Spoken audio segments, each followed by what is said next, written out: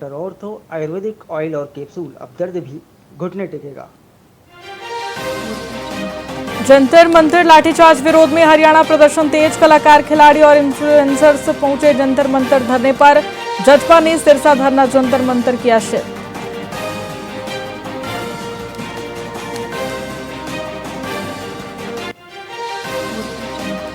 सोनम वांगचुक ने बताया अनशन तोड़ने की वजह। वांगचुक बोले सरकार से लिखित आश्वासन मिला, परीक्षा सुधार पर सरकार ने चर्चा का भरोसा दिया।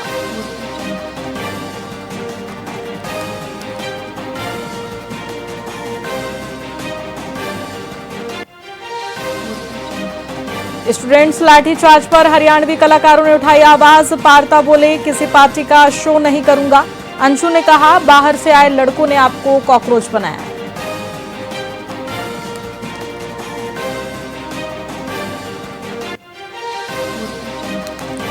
पुन्हाना विधायक के बेटे जावेद भाजपा में शामिल होंगे। सीएम सैनी की नूर रैली में होगी ज्वाइनिंग। पहले खट्टर के साथ नजर आए थे जावेद।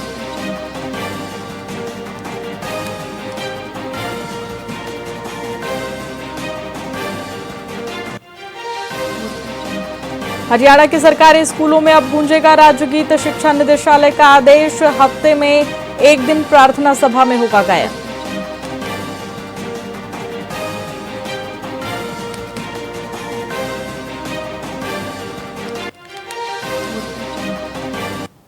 नमस्कार, मैं आपके साथ खुशी गोस्वामी। वीआईपी न्यूज में आप सभी का बहुत बहुत स्वागत है। रुक करेंगे खबरों की ओर।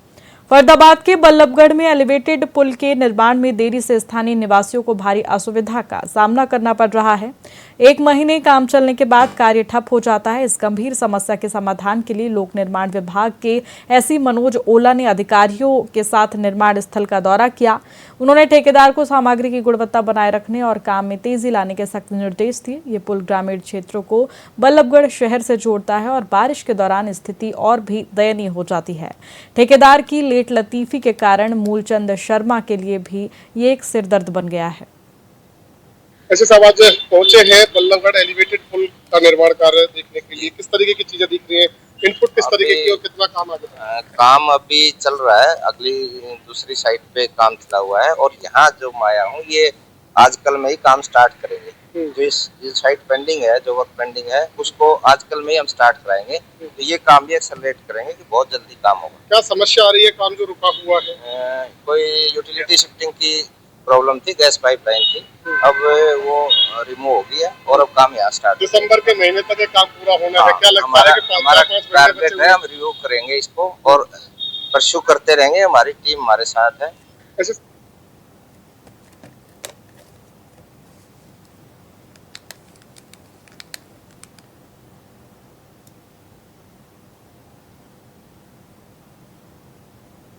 दिल्ली के जंतर मंतर पर छात्रों के विरोध प्रदर्शन के मद्देनजर फरीदाबाद पुलिस ने भी सुरक्षा कड़ी कर दी है। पुलिस कमिश्नर सत्येंद्र कुमार गुप्ता के निर्देश पर दिल्ली में सटे विभिन्न इलाकों में नाकाबंदी की गई है। इसका उद्देश्य ये सुनिश्चित करना है कि फरीदाबाद से किसी भी समूह को जंतर मंतर तक पहुंचने और स्थिति को खराब करने से रोका जा सके। नाका इंचार्ज एएसआई संजय ने बताया कि पुलिस कमिश्नर के निर्देशों का पालन किया जा रहा है ताकि दिल्ली जैसे हालात यहाँ ना बने। प्रदर्शनकारियों या आम लोगों को दिल्ली में प्रवेश नहीं करने दिया जाएगा। अभी फरीदाबाद में स्थिति पूरी तरह नियंत्रण में है। लाखों में जी ज्यादा से ज्यादा लाखों में तैनात है पुलिसकर्मी। अभी तक कोई वो सूचना नहीं, फरीदाबाद अभी सेफ है जी। अच्छा, बात की जाए फरीदाबाद के कौन से इलाकों में जो नाकों बॉर्डर में जो है नाके लगाए गए हैं? ये जी बॉर्डर जितने भी लग रहे हैं दिल्ली के आसपास तो काफी ज्यादातर है जी। 24 घंटा नाकाबंदी है जी। हाँ जी। तो किस तरह के आदेश आए हुए हैं? आदेश है जी, जो तादाद में एनी पर्सन है जो हंगामा करते हैं बच्चे, उनको रोका जा रहा है जिस तादाद में। और दिल्ली में जो हंगामा चल रहा है उसको रोका। अभी तक कोई ऐसा मिला है जो अभी तक कोई नहीं है। हंगामा करने जा रहे हैं? अभी तक हम पूरी चेकिंग कर रहे हैं, अभी तक कोई एनी पर्सन कोई नहीं है। लाखों में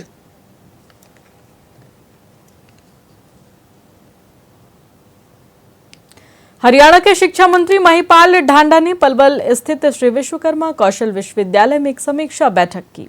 उन्होंने शिक्षा की गुणवत्ता बढ़ाने और प्रदेश में रोजगार उन्मुखी शिक्षा प्रणाली लागू करने पर जोर दिया। नई राष्ट्रीय शिक्षा नीति के अनुसार युवाओं के लिए लाभकारी पाठ्यक्रम तैयार करने पर विस्तृत चर्चा हुई। मंत्री ने कहा कि भारत को 2047 तक विकसित राष्ट्र बनाने के लक्ष्य में नई शिक्षा नीति महत्वपूर्ण भूमिका निभा रही है, जो युवाओं को आत्मनिर्भर बनाने पर केंद्रित है। विश्वविद्यालय में रीजनल सेंटर और लॉ यूनिवर्सिटी के सेंटर खोलने पर भी विचार विमर्श हुआ। विपक्षी पार्टियों द्वारा नीट परीक्षा परिणामों पर की जा रही राजनीति की मंत्री ने कड़ी निंदा की।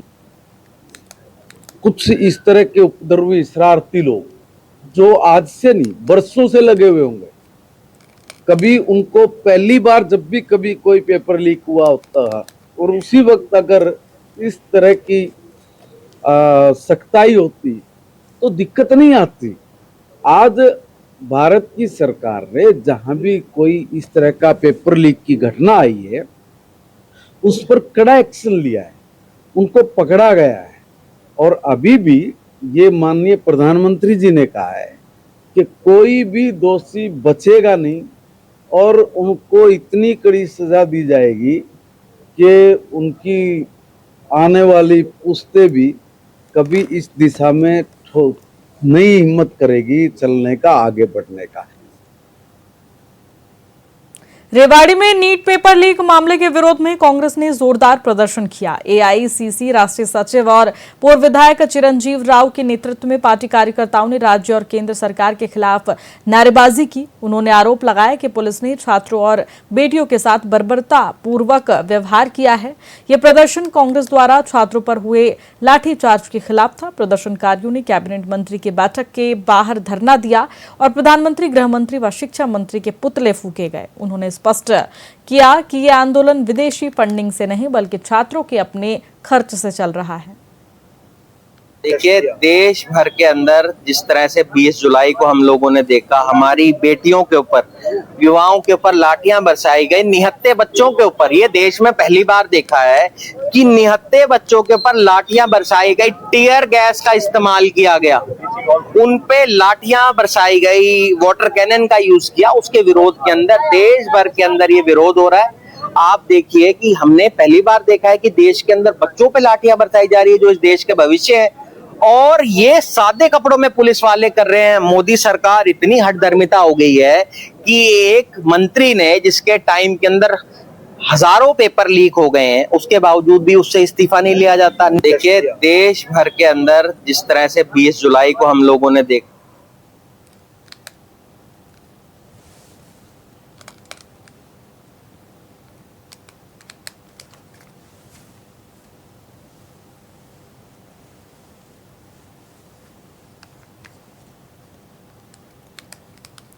हरियाणा के रेवाड़ी में जनस्वास्थ्य अभियांत्रिकी एवं लोक निर्माण मंत्री रणबीर गंगवा ने विपक्ष पर जोरदार हमला बोला। उन्होंने कहा कि विपक्ष केवल तथ्यहीन बयानबाजी करता है और उनके पास कोई ठोस मुद्दा ही नहीं है। जंतर मंतर पर छात्रों पर लाठीचार्ज के विरोध में चल रहे प्रदर्शनों पर उन्होंने कहा कि जब प्रधानमंत्री ने स्वयं शीघ्र न्याय का आश्वासन दिया है तो ऐसे प्रदर्शनों का कोई औचित्य ही नहीं है। मंत्री ने राहुल गांधी के प्रधानमंत्री आवास के पास किए गए प्रदर्शन को गैर जिम्मेदाराना बताया। मानसून के दौरान जल भराव की समस्या को लेकर अधिकारियों को कड़े निर्देश दिए गए हैं। ग्रीवेंस मीटिंग में 15 में से 8 परिवारों का मौके पर समाधान भी किया गया है।